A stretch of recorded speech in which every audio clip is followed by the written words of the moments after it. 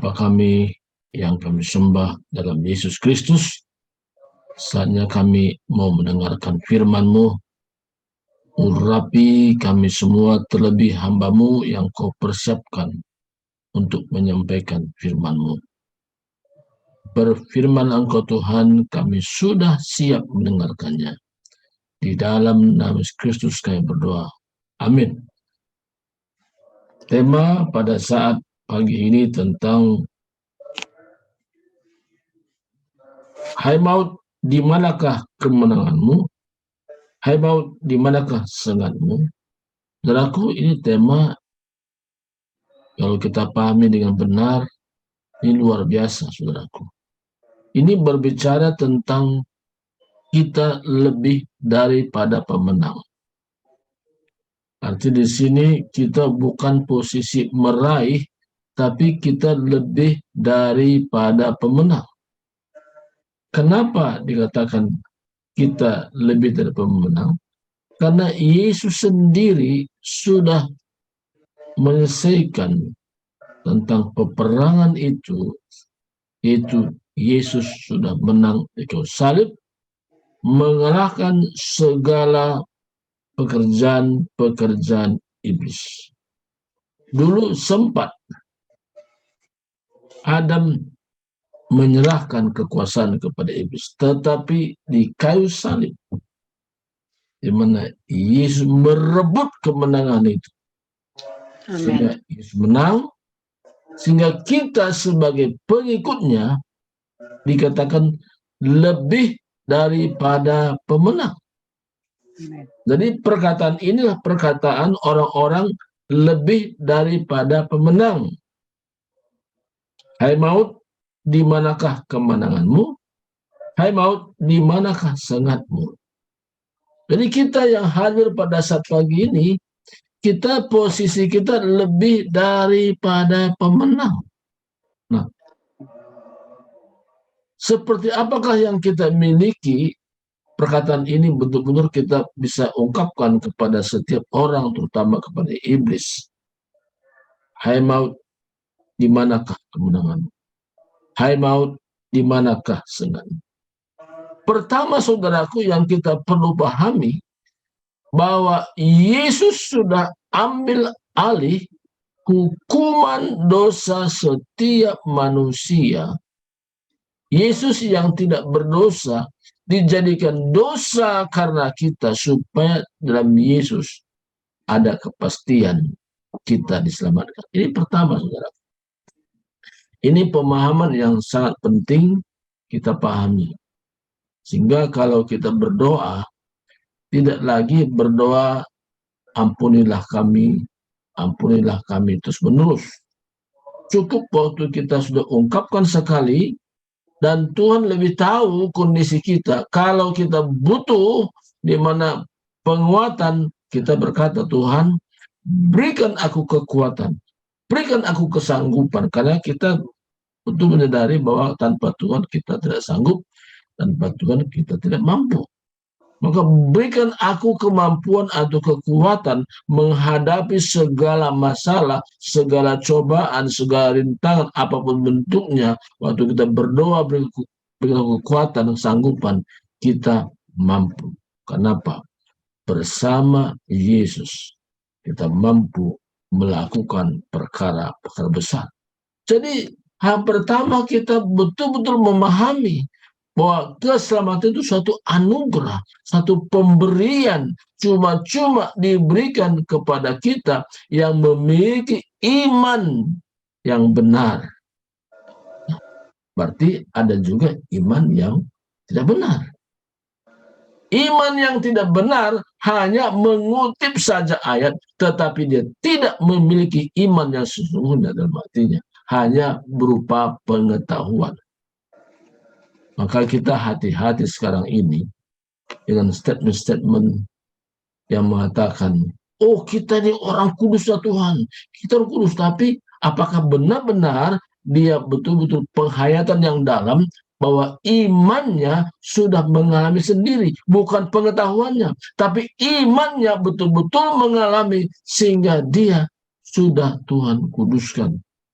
Karena darah Yesus Kristus sempurna menguduskan setiap orang.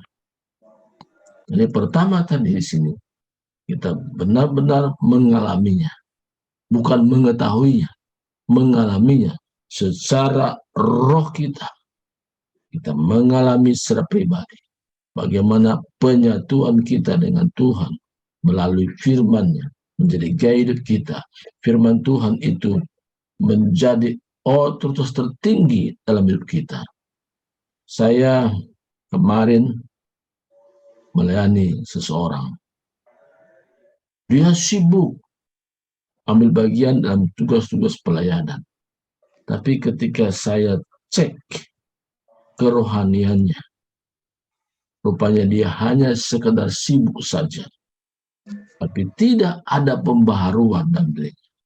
Dia baikkan pakai baju baru, tapi dalamnya masih yang lama semua. Yang lama, barang-barang yang lama, itu yang di dalam, saudaraku. Saya katakan, tidak ada kekuatan apa-apapun kalau masih yang lama bercokol.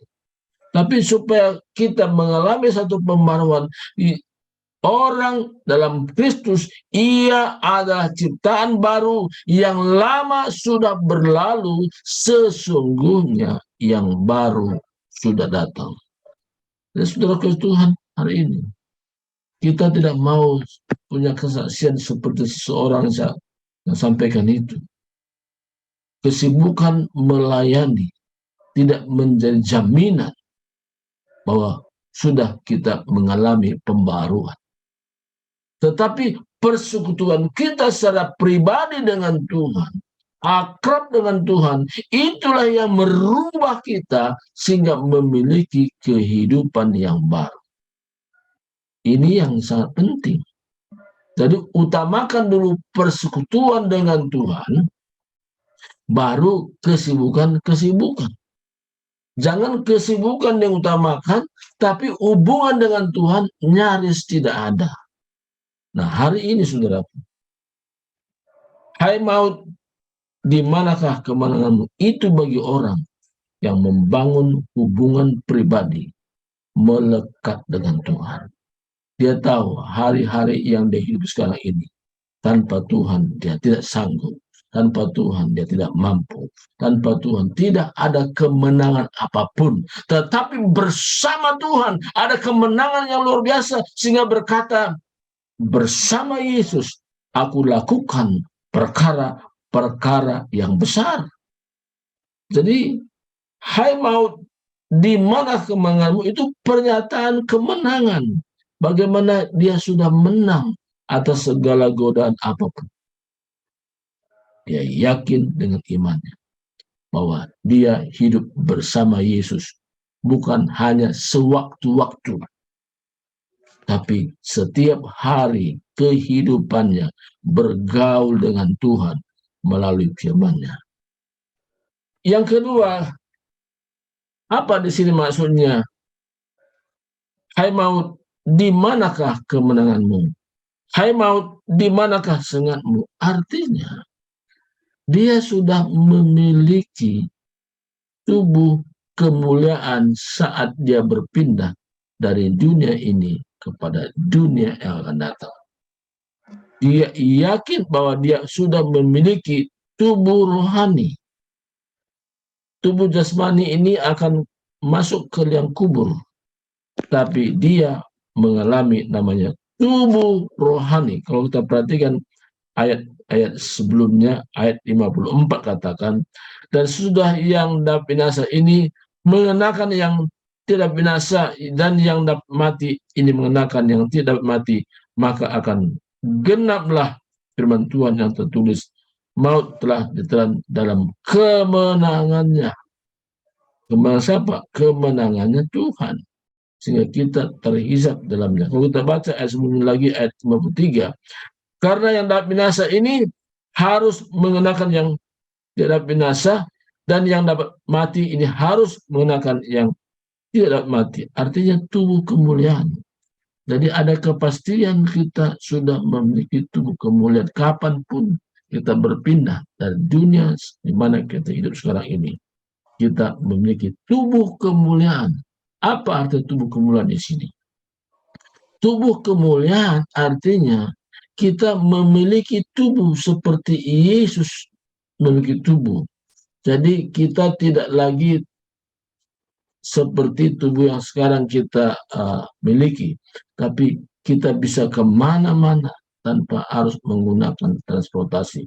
Kita bisa dalam waktu sekejap di sana, waktu sekejap di sini, kita bisa mengalami itu. Dan kita sudah pasti bersama dengan Yesus. Kapanpun waktunya kita dipanggil Tuhan. Tidak ada istilah mudah-mudahan bahwa kita sudah memiliki tubuh kemuliaan bersama Yesus. Nah, karena pada waktu saudaraku, di mana Yesus sendiri turun dari surga. Siapa yang dijemput, saudara? Yang jemput kita. Kita yang sudah memiliki tubuh kemuliaan, kita dijemput. Yesus datang membawa kita. Kita bersama dengan Yesus. Bersama dia. Sehingga kita bisa katakan, kita lebih daripada pemenang. Nah, kalau kita perhatikan dalam 1 Tesalonika pasal yang keempat, katakan ayat yang ke-16, pada waktu tanda diberi, yaitu pada waktu penghulu malaikat berseru dan sangkala Allah berbunyi, maka Tuhan sendiri, perhatikan, Tuhan sendiri yang akan turun dari surga, dan mereka yang mati dan Kristus akan lebih dahulu bangkit. Sesudah itu kita yang hidup, yang masih tinggal, akan diangkat bersama-sama dengan mereka dalam awan menyongsong Tuhan di angkasa. Jadi kita sudah memiliki tubuh kemuliaan, sehingga kita tidak lagi terikat dengan hukum dunia ini. Kalau dunia ini kan ada namanya hukum Archimedes, setiap benda kalau dilepas jatuh ke bawah. Tapi kita tidak lagi terhisap dengan hukum ini. Kita bisa langsung bersama-sama dengan Yesus. Jadi Yesus secara khusus turun menjemput kita. Karena kita sudah memiliki tubuh kemuliaan.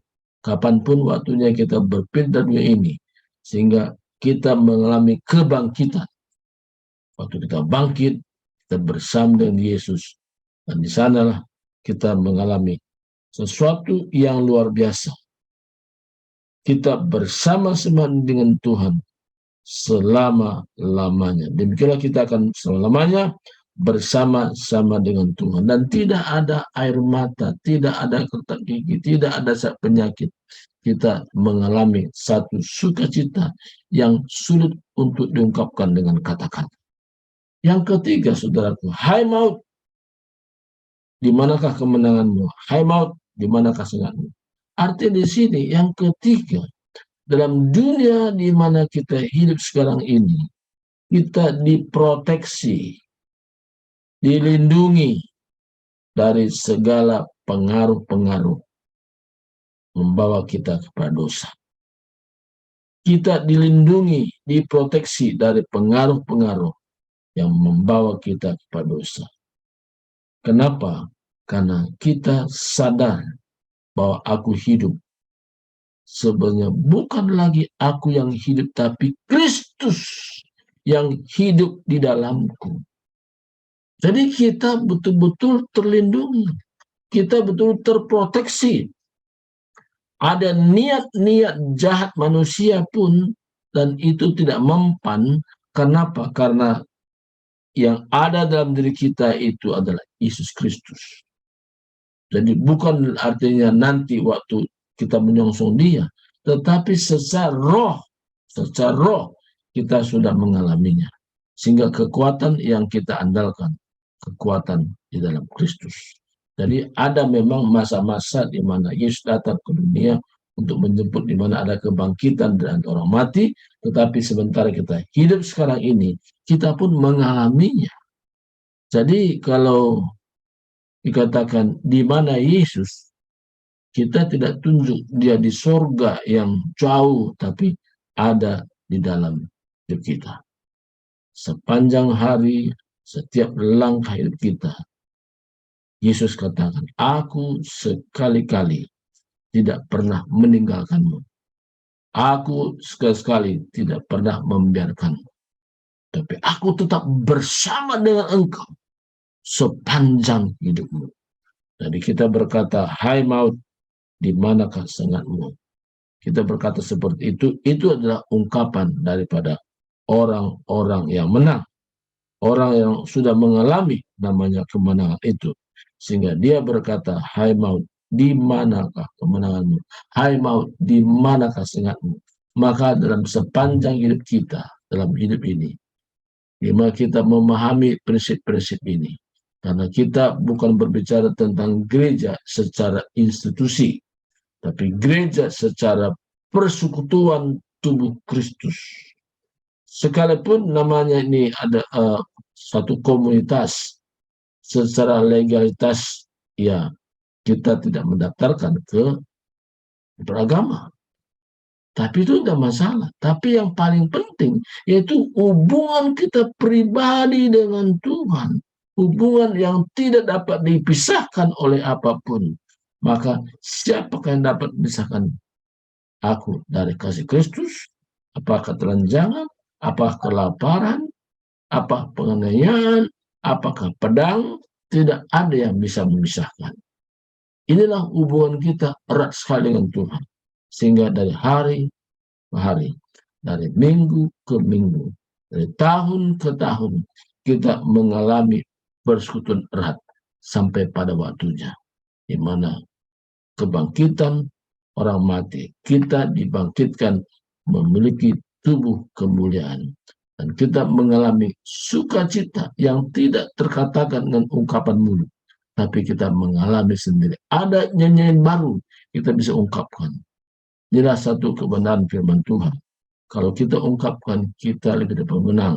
Hai maut, di mana kemenanganmu? Hai maut, di mana kesengatmu? Artinya kita terproteksi.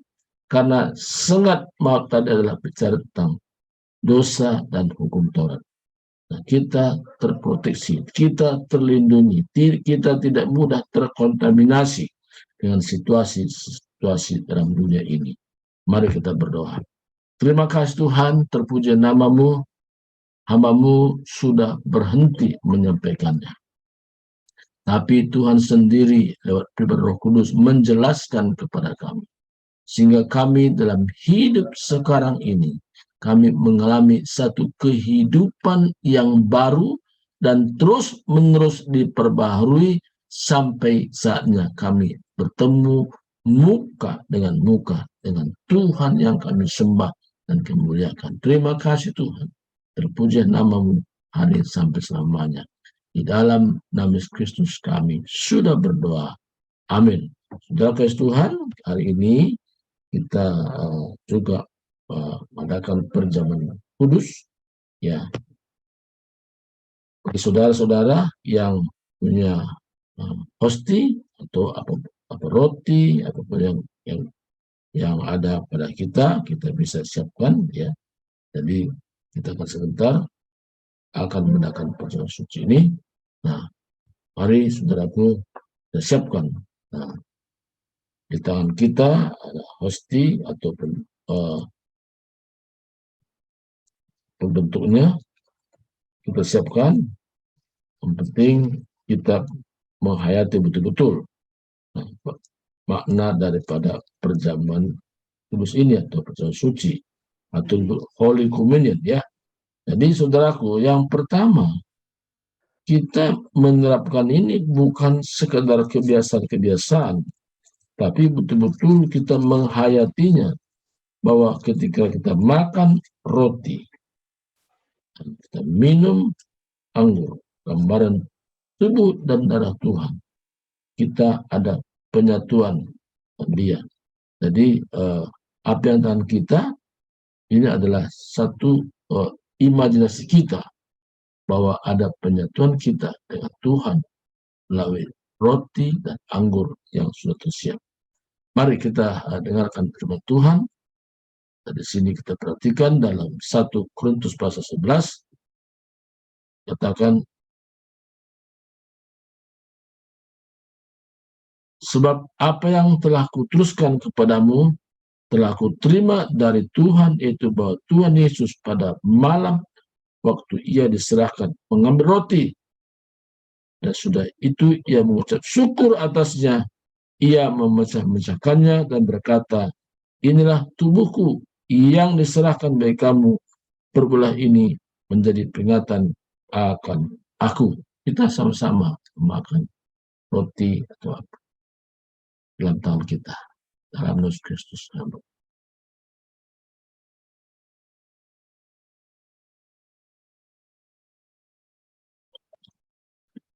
Kita angkat sawan sebelum kita minumnya, dengarkan firman Tuhan. Demikian juga ingin bercawan, sudah makan lalu berkata, cawan ini adalah perjanjian yang baru yang dimeteraikan oleh darahku. Perbuatlah ini setiap kali kamu meminumnya menjadi peringatan akan aku. Kita sama-sama minumnya dalam nama Tuhan Yesus Kristus.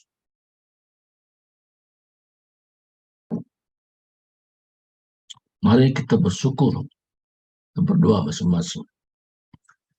Terima kasih Tuhan segala kasih-Mu. Terima kasih atas kebaikan-Mu. Terima kasih karena Engkau sudah rela menyerahkan nyawa-Mu menjadi tebusan bagi banyak orang, terutama kami yang ada dalam komunitas ini. Kami sungguh-sungguh menyadari itu.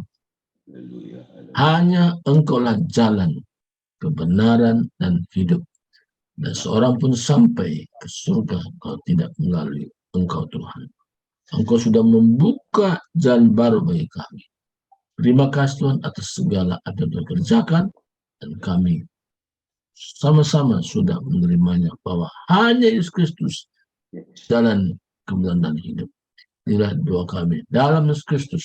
Kami sudah berdoa dan bersyukur. Haleluya. Amin.